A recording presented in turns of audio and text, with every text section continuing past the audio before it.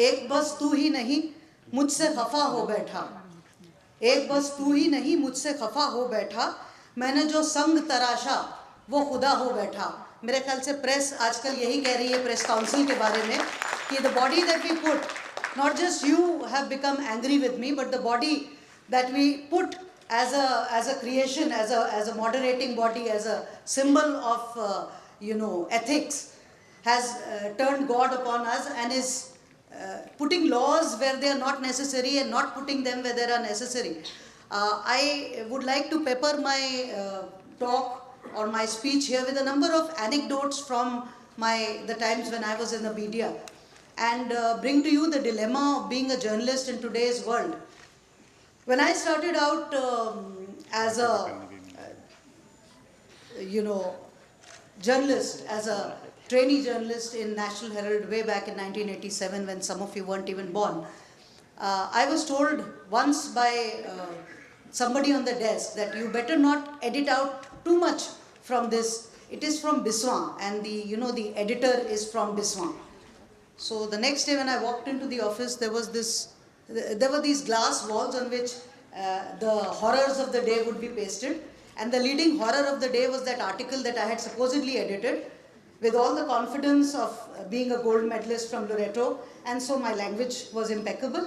I thought I was the cat's whiskers where it came to editing, and I was aghast to find red marks all over the write-up that I had edited. And then I went to the editor, in all the innocence of a cub desk person. I went and said, but he told me, that you are from Biswa, I should not edit out. So he turned around and he says, let no one influence your decisions as an editor. It does not matter whether I am from Biswa or the editor-in-chief is from anywhere. Use your own discretion. All this was redundant to the story. The story is this. And I was an MA in economics who got bored with economics and terrorized actually by the figures and the stats that was being given to me, and came into journalism. I loved writing, so I thought I would do a good job at it, and went through several newspapers in Lucknow and abroad. So I carried that, and he used to tell me about Chalapati Rao and the times of editors like that, what he taught. Today's world, I can't even dream of saying that to my students, because I know the realities of working in a corporate, in a paper which says the largest leading English daily of the world, we all know, which has also brought in a beautiful phenomena called MediaNet into the world, where you can actually go in, you're a businessman, you can go in and buy your space and give them whatever you want written, and it will be produced the next day without any cuts, which I feel is the biggest slap in the face of journalism today. Some may agree, some may not agree. They have their own opinions about it. But there is no mind left in a desk person today. You are just dictated. You have to correct the English and pass the story and put a headline, which if he's not a very big advertiser, they will say, okay, don't put the advertiser's name in it. But otherwise you're told, this is an advertiser. And that means that you don't touch the copy. So media ethics in today's world is, I often tell my media colleagues, कि सरकारें तो हिला रहे हो, लेकिन अपनी job की कोई सिक्योरिटी है? Because from Hindustan Times, Lucknow, Rakesh must be knowing, we had this wonderful lady with the bag, and of course we all know what the bag contained. There was a set rate for, she didn't care what development was happening as long as the commission went. She's the only chief minister to have a currency counter in her home. But I guess that was necessary in her regime and will be necessary again if, God forbid, she comes to power in 2017. We all know again who we are talking about. So Miss Goldwati, as we all call her, decided that she did not like a certain series of news being published in Hindustan Times, Lucknow. And, suddenly, one fine day, somebody flows down from the Birlas to her office and says, why are our mills being closed? One sugar mill closed, the other sugar mill, on some pretext or the other. Chape, closure, chape, closure, chape, closure. And finally they were told in no uncertain terms that we don't like the news that you're carrying.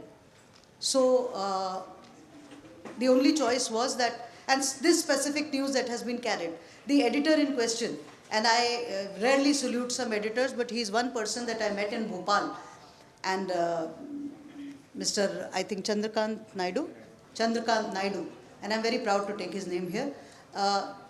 The reporter would have lost his job. He says no. Even though the gentleman was on leave that day, he says, no, I am responsible. I take full responsibility. He resigned. He sat at home just to please Miss Goldwati, and the edition ran without a head, and then there was changing an editor is a major thing. But that is the state of the media, the way it stands today in our Cowdung belt of Uttar Pradesh and Bihar. If editors can be changed like that, at the drop of a hat, at the call of a politician, what is the identity of a cub reporter starting out? There will be no editor who will call the person and say, no, even if it belongs, if it comes from Bismarck, do not, give any special privileges to me. What one monster or one angel of our own creation today is, of course, the social media. A lot of people come around and tell me, media did this and media did that, and I often say that media is just a reflection of what is happening in society. You can't blame a knife for killing a person or saving somebody's life. It is the hand in which it is held that results in that. It can be a murderer's hand or it can be a doctor's hand. So let me just read out to you from the paper that I'm presenting later during the conference, an overview of the scenario, the social media scenario, and how its exponential growth has resulted in totally capturing our society today. My own PhD is on rural media penetration of social media and mobiles, and I have seen for myself the huge impact that it is having. Even in the most remote hamlets of Uttar Pradesh, people are using mobiles, they are using WhatsApp, they are using Facebook, they are using Skype.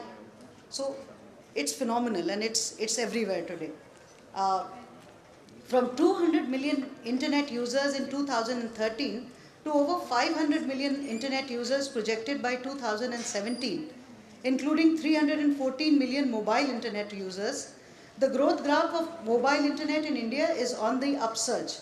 This is from an MAI and KPMG report, which says that India will touch the 236 million mark of mobile internet users by 2016 and 314 million by 2017. And a Mary Meeker report, which talks about India's internet penetration of 2014, says the growth is comparable to what happened to China in 2008 and in US in 1996. It is absolutely exponential. And this is the India on the Go Mobile Internet Vision Report 2015, which gives this data.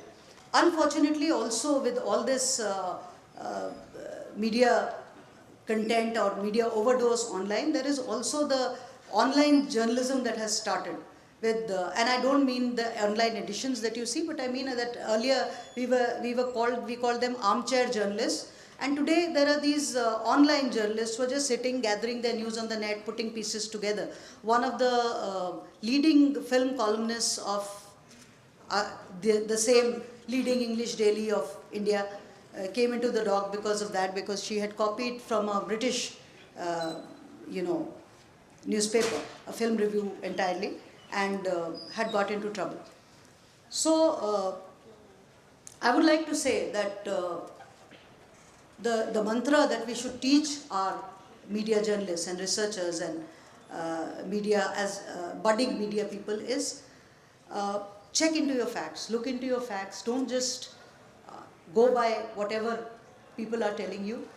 And there are, there is nothing like the printed word because you know why? The printed word can be sued. It is still very difficult to sue an online portal or an online news, but the printed word can be sued. So we have to be very, very careful.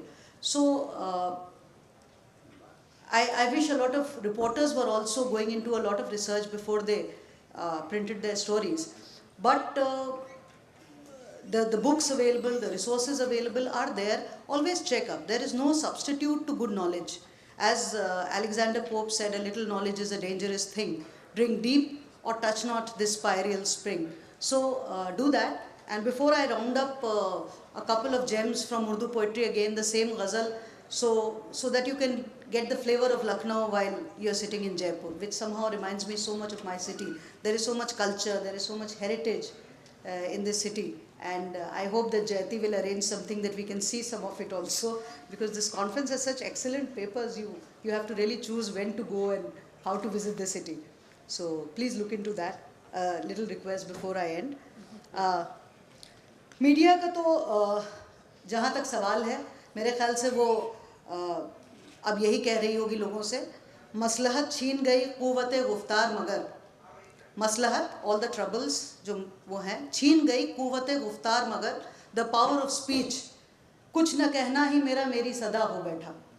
लेकिन I wish more people could understand that this thing. और उठ के मंजिल ही अगर आए तो शायद कुछ हो, उठ के मंजिल ही अगर आए तो शायद कुछ हो, शौक़े मंजिल तो मेरा आबला पा हो गया.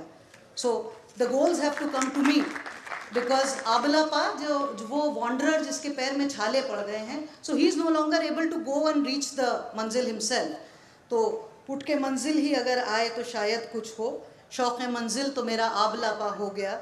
एक बस तू ही नहीं मुझसे खफा हो बैठा, मैंने जो संग तराशा वो खुदा हो बैठा. Thank you so much. आदाब फ्रॉम लखनऊ.